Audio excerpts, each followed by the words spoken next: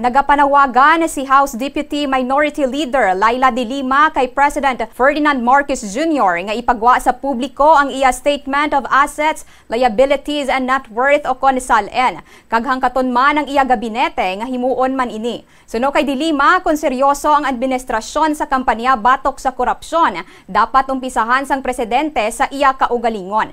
Pahayag pa niya, all out ang pagpakigbato kontra korupsyon kung wala sang ginatago kag wala man sang sacred cause o kon ginaprotektahan. Dugang pa sang kongresista, ang pagpagwa sang SALN amo ang pamatuod sang panindugan sa transparency kasunod sang ginaduso sang presidente nga Freedom of Information Act.